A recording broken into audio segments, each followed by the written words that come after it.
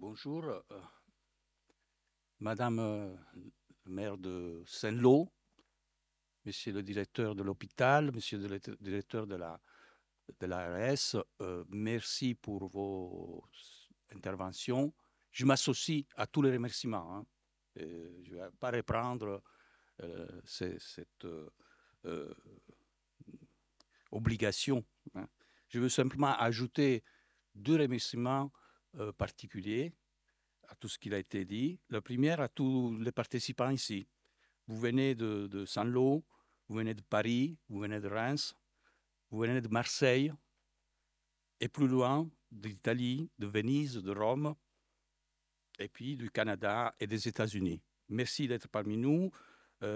Merci, l'autre particulier remerciement au comité d'organisation, à Jade Grandet, à Florent Pauli, à Frédéric Martin et à Mélanie Cotigny qui l'ont garanti, assuré une hospitalité active et enthousiaste et, nous l'espérons aussi, agréable pour tous les participants à ces 3 journées. Alors, l'histoire des relations, des transferts des modèles, c'est ça. Les historiens et les chercheurs parlent de transfert de modèles, hein, les influences. Transfert de modèles médicaux, architecturaux et culturels entre la France et l'Amérique du Nord. Hein, il y a ce transfert de modèles.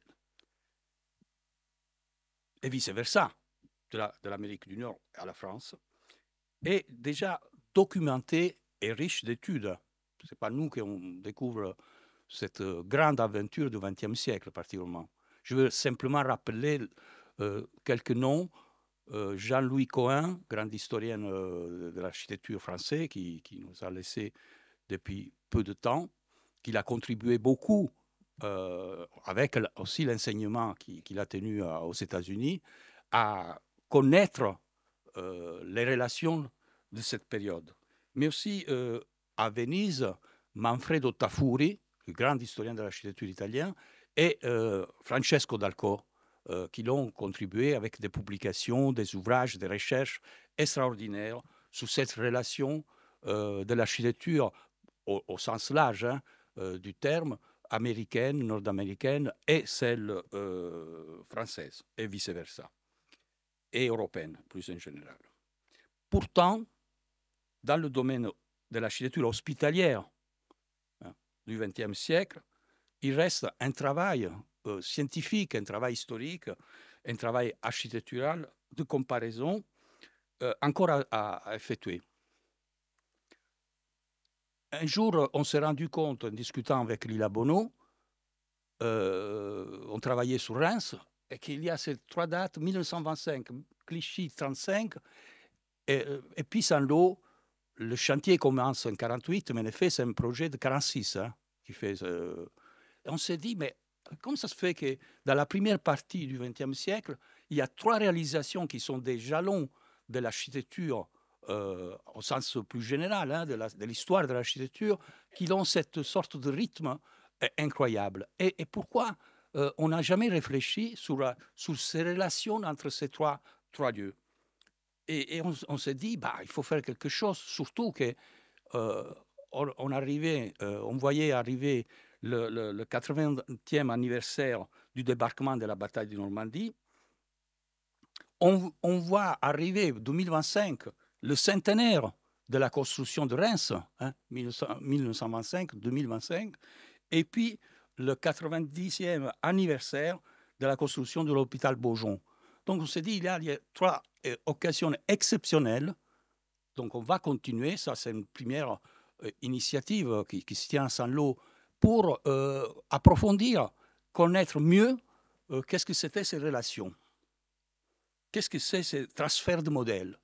Comment les choses ont circulé d'un côté et de l'autre de l'Atlantique?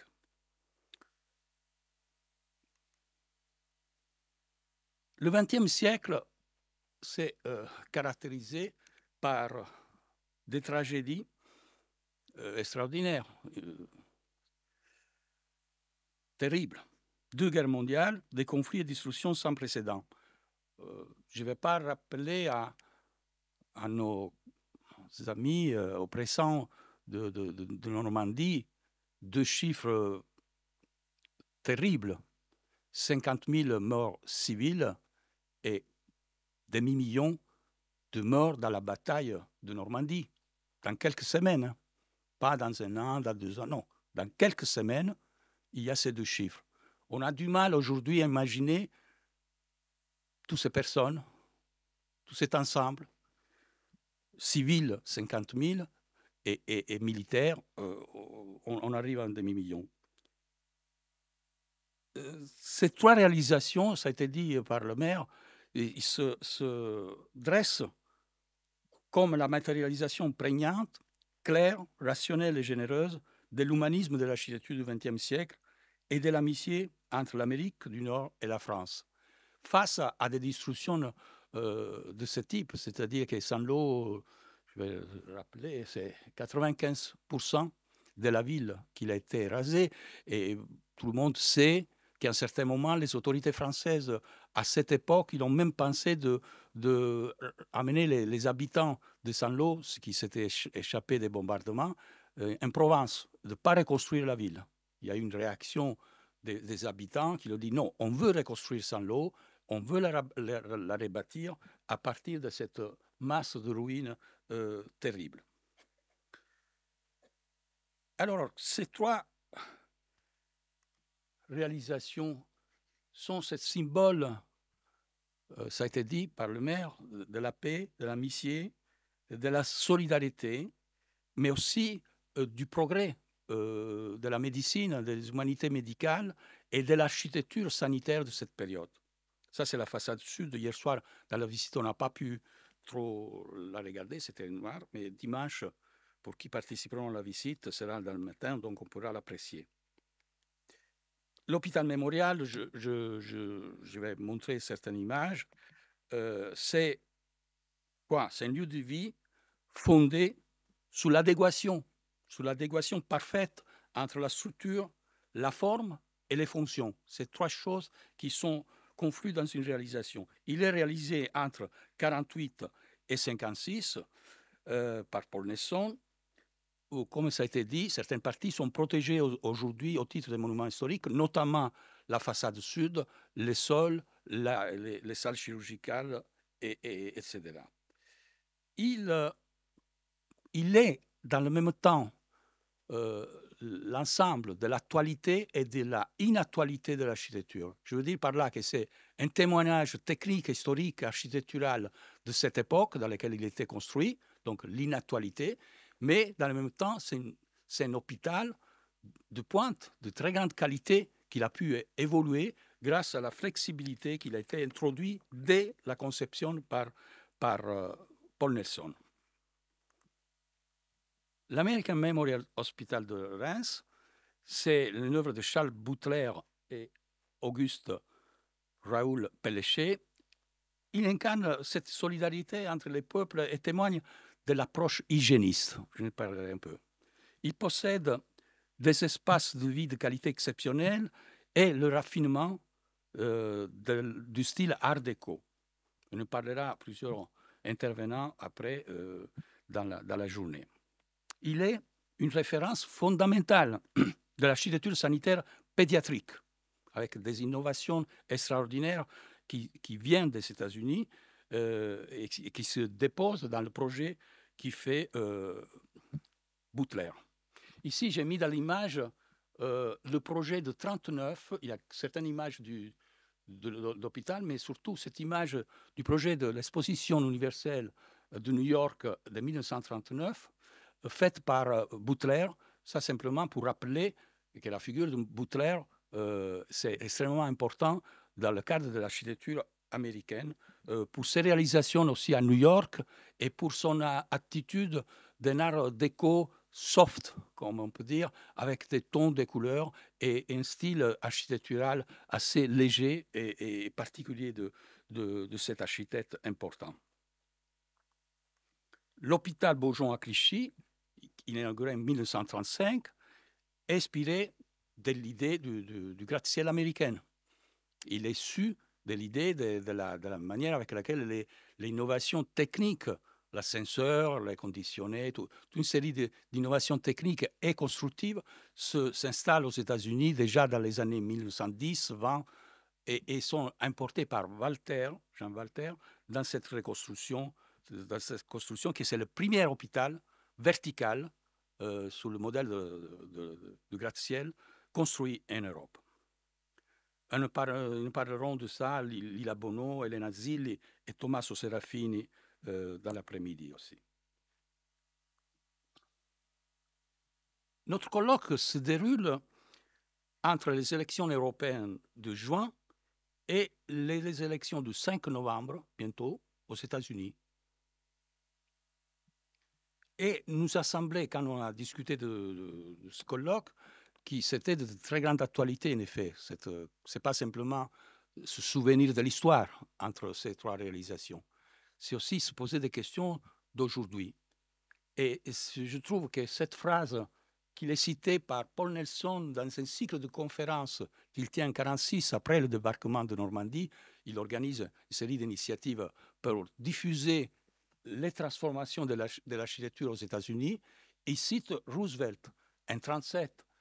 Et ce tiers d'Américains qui sont mal logés, mal nourris et mal soignés, c'est une réalité aujourd'hui. C'est une réalité qu'il est encore, c'est frappant, hein, comme aujourd'hui, dans la campagne électorale américaine, la question de la santé, du care, c'est central. Ça fait quelques jours que Kamala Harris a annoncé un élargissement du projet de Medicare, que c'est à la base un des dossiers plus de contraste entre les deux candidats, pour élargir avec l'idée de soigner, de proposer des soins aussi pour les personnes qui ont plus de 65 ans. Vous savez, comme aux États-Unis, le système, ce n'est pas de la couverture universelle qu'il est caractérisé par la France, c'est un système beaucoup plus privatif et donc beaucoup des millions d'Américains sont dépourvus d'assistance sanitaire. Hein. Ça, c'est la réalité. Donc, c'est une question encore très importante. Et dans le même temps, c'est cette relation qu'il existe encore aujourd'hui entre ces questions ne sont pas linéaires. Les relations entre ce qui s'est passé et ce qui se passe aujourd'hui entre le Nord-Amérique et la France, ce n'est pas simplement des passages simples. On a des évolutions linéaires entre ce qui se produit en France vers les États-Unis et vice-versa. Au contraire, il nous semble qu'il s'agit de questions, de relations assez inégalitaires et parfois paradoxales. Je le désigne comme des relations asymétriques.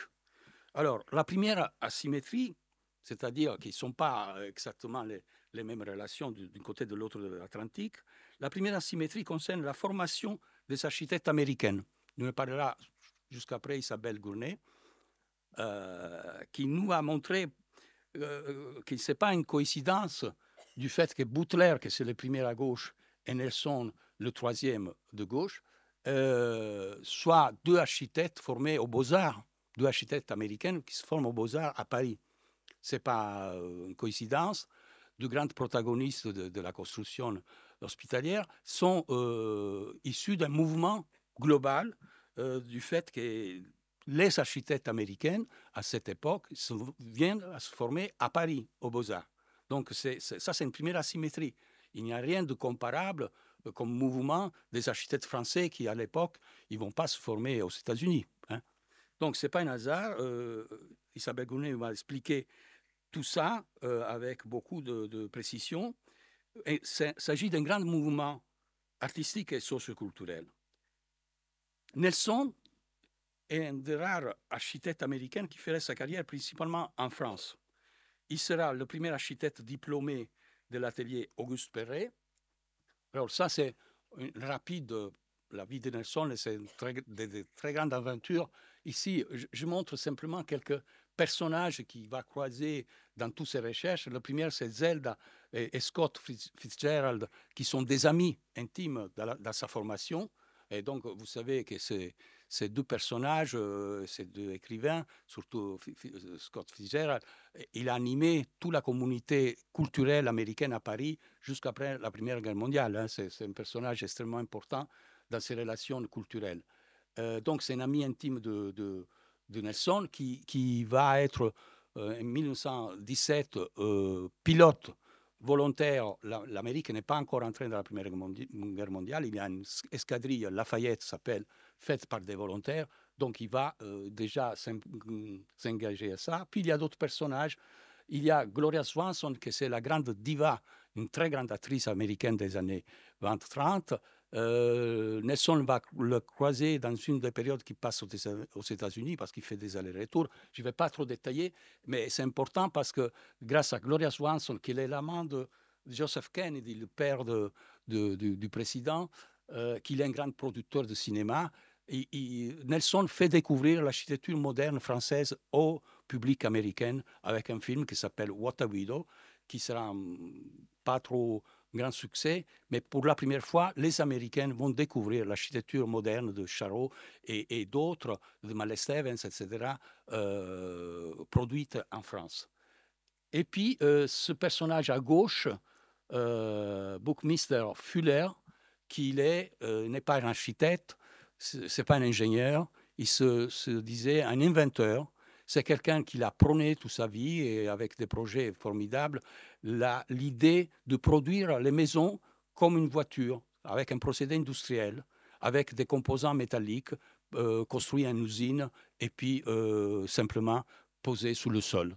Et il aura une autre grande influence sur l'architecture de Nelson qui va hybrider la leçon de Perret, donc je montrerai ses travaux, celle de Le Corbusier et celle de Fuller sur la construction métallique.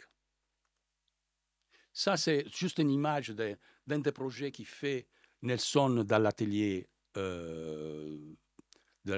d'Auguste Perret. On voit bien comme la tectonique de Perret il est en place, c'est-à-dire on met en avant la structure comme expression architecturale, hein, ces grands poteaux de l'ordre géant. Et ça, c'est le projet de diplôme sur un centre homéopathique. Donc, on voit que son diplôme d'architecte, il a déjà une vocation à s'intéresser aux questions de la santé.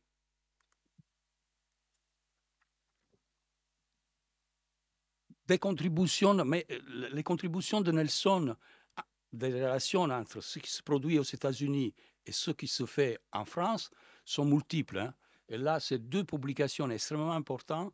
La première, vous voyez à gauche, en 1933, il introduit dans le congrès qui se tient à Paris, congrès international d'hygiène à Paris, la question de l'air conditionné. Les Américains, ça fait déjà du temps qu'ils expérimentent, qu'ils appliquent l'air conditionné dans les bureaux, dans beaucoup de situations, notamment dans les hôpitaux.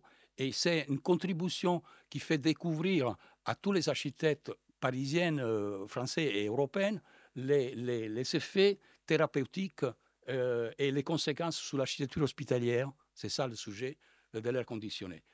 Plus tard, entre 1940 et 1944, il est capitaine de l'armée américaine et aux États-Unis, il travaille avec des équipes sur la question des standards, c'est-à-dire comment reconstruire les villes européennes, comment faire des constructions de logements, mais aussi d'hôpitaux avec des systèmes standards.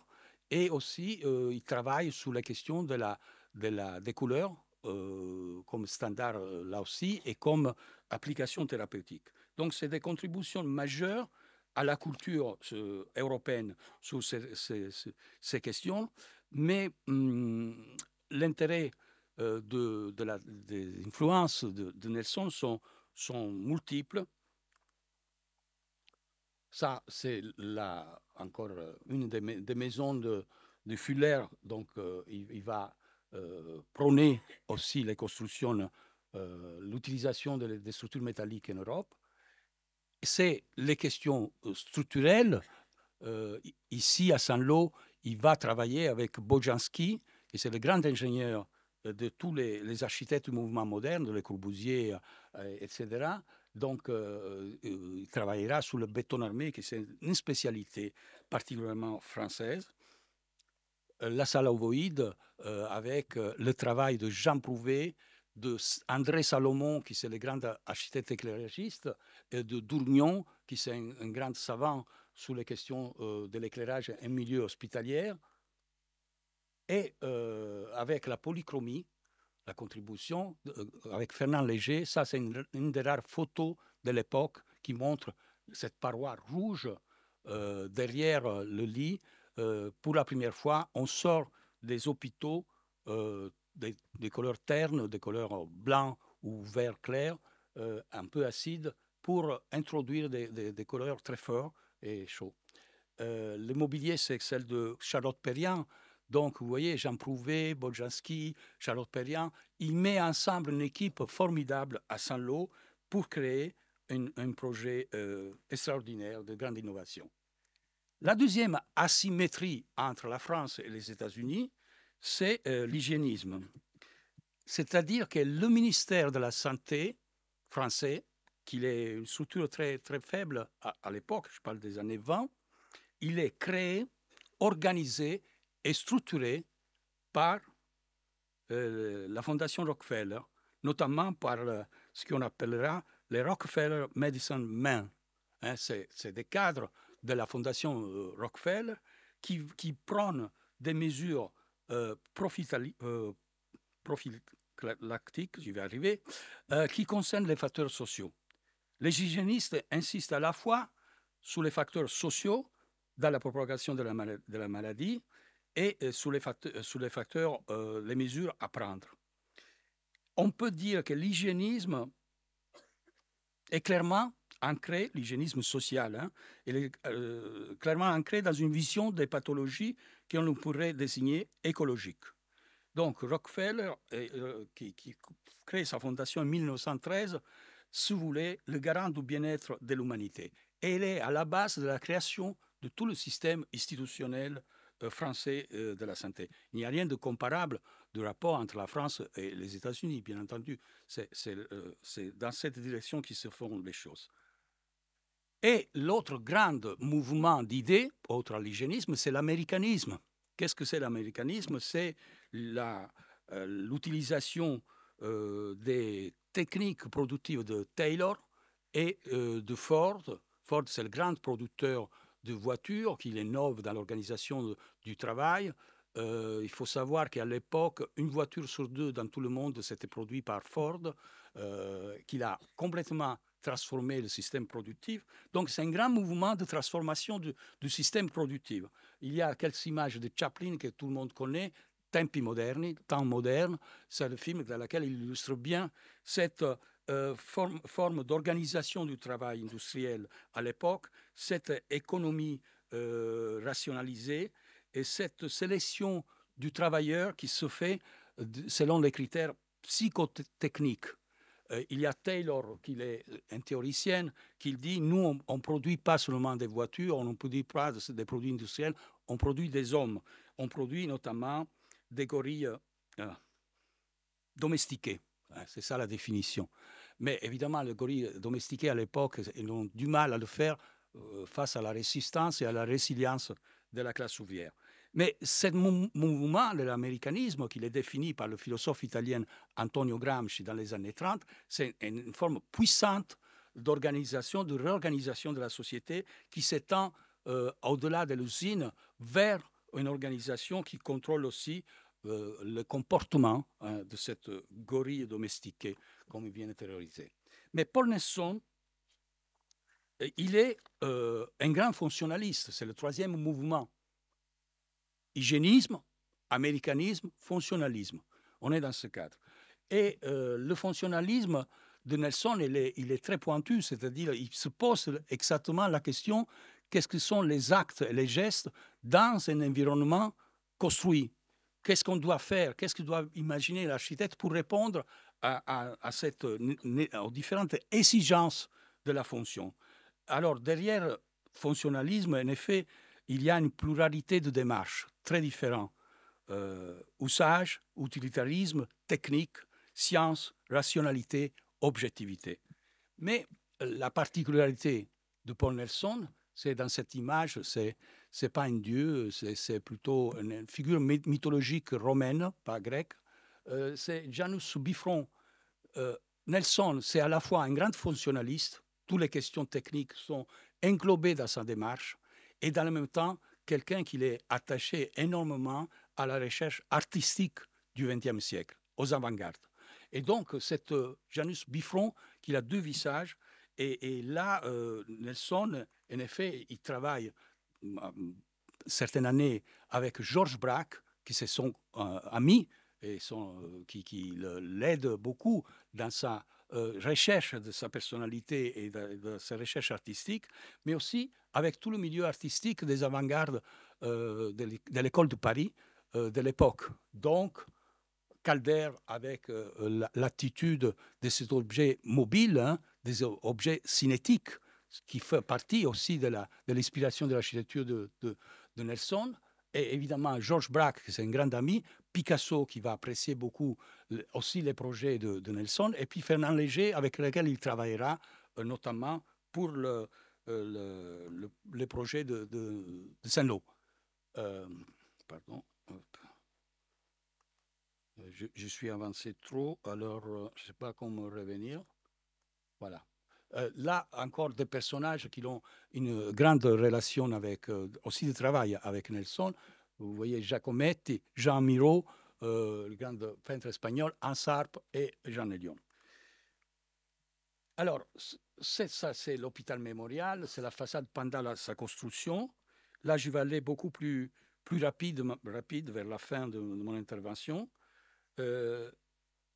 L'hôpital mémorial, selon l'énoncé de Saint-Lô, c'est la mise en forme de divers éléments du programme médical. Chacun des éléments du programme étudié pour répondre à leurs fonctions, c'est-à-dire aux multiples nécessités de leur destination.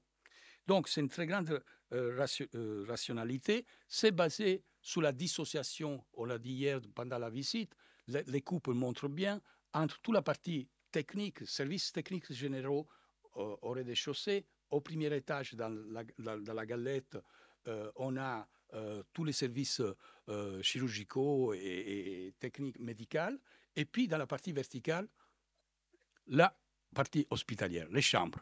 Mais comme vous voyez dans les coupes, il s'agit d'un corps de bâtiment sur la verticale mince, d'une épaisseur qui permet, avec un seul couloir, d'éclairer tous les espaces. La lumière est partout, dans la galette avec 5 patios, et dans la partie verticale, parce qu'il y a un seul couloir qui distribue vers le sud les chambres et vers le nord les espaces de service attenants dans lesquels il y a le personnel. Donc le personnel travaille toujours avec la lumière naturelle.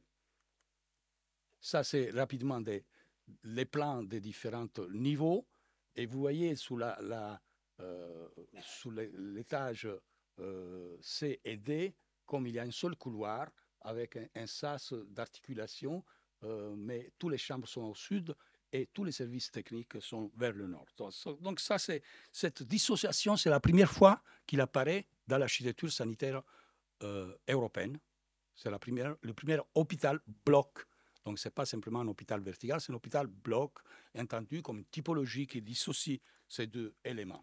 Quelques photos de l'intérieur de l'époque, hein, avec toute l'expression des secondes œuvres qui sont très soignées, selon un système de rationalité précise.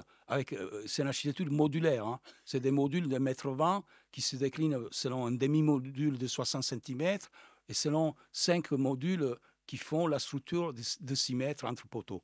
Donc, tous les secondes œuvres et la structure sont organisés pour un maximum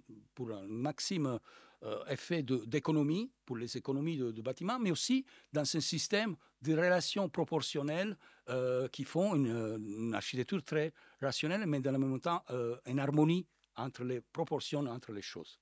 Ça, c'est une image avec encore la chambre à l'époque. La façade claustrale, c'est une véritable tour de force extrêmement importante dans laquelle les fonctions sont organisées pour répondre à cette relation entre la chambre, le patient et le parc de 12 hectares qu'il est en face, qu'il est encore aujourd'hui présent comme une présence thérapeutique hein, formidable. L'indépendance de la façade claustrale, de ces claustrales de 60 cm par 60 cm par rapport à la structure, vous voyez que la structure est en avant, à différence de toutes les façades construites après, façade rideau. Hein.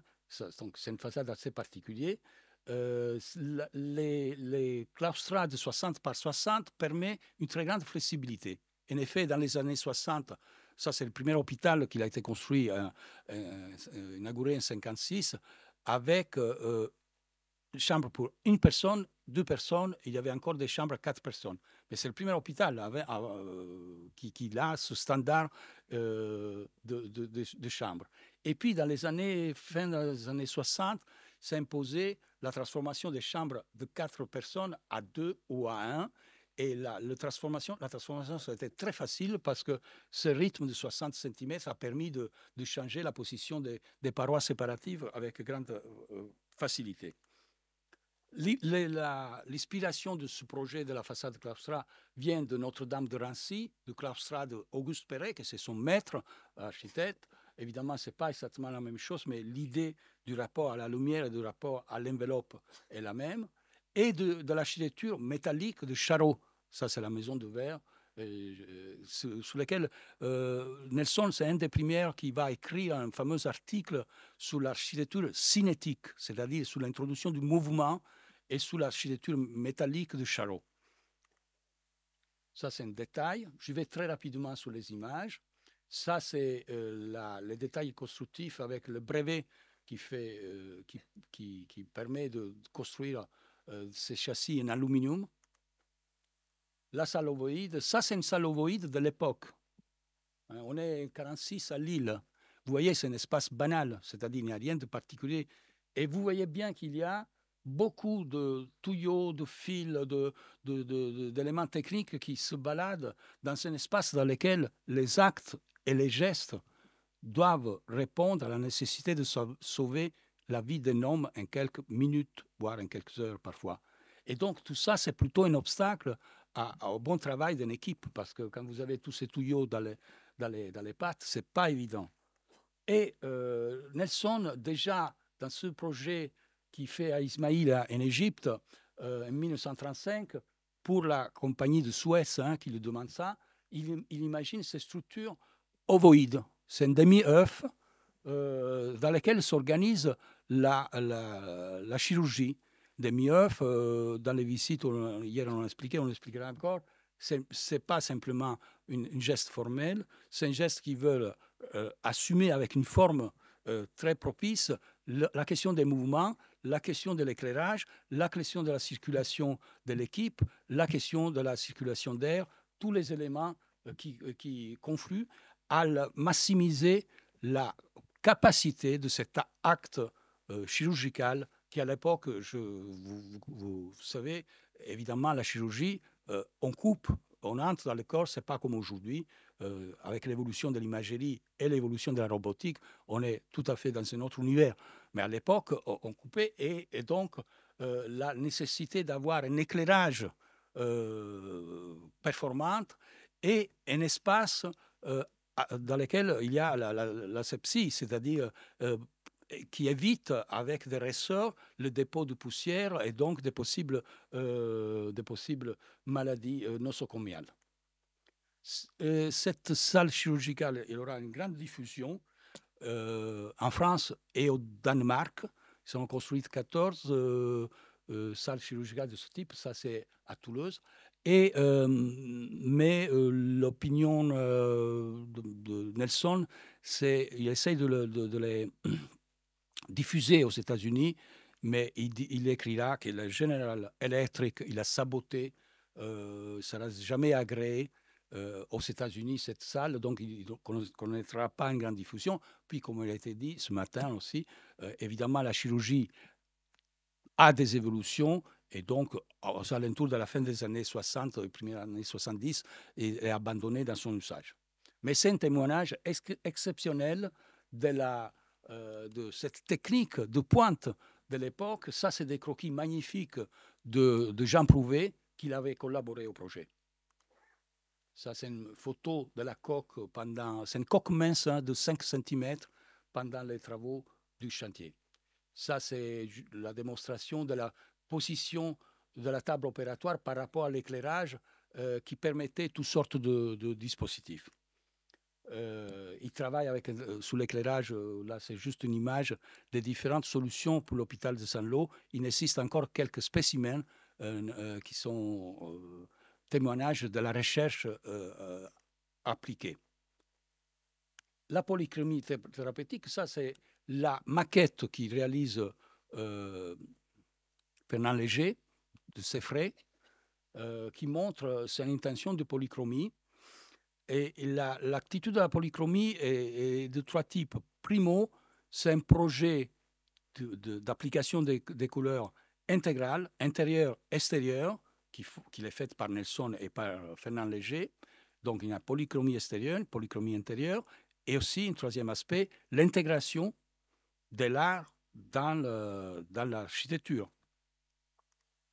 Mais aussi le fait que toute la polychromie, il a une visée thérapeutique, c'est-à-dire de créer une ambiance gaie, une ambiance propice à la guérison. Ça, c'est des photos de l'époque, des rares photos colorées. La plupart des photos que l'on retrouve, c'est plutôt des photos noir et blanc. Dans les archives, j'ai retrouvé les échantillons qu'a utilisé Paul Nelson. Vous voyez, ça vient d'un système de couleurs de Los Angeles. Et ça, c'est les échantillons qui sont à l'application de la polychromie intérieure et extérieure. Et l'histoire de cette polychromie thérapeutique sera longue à faire.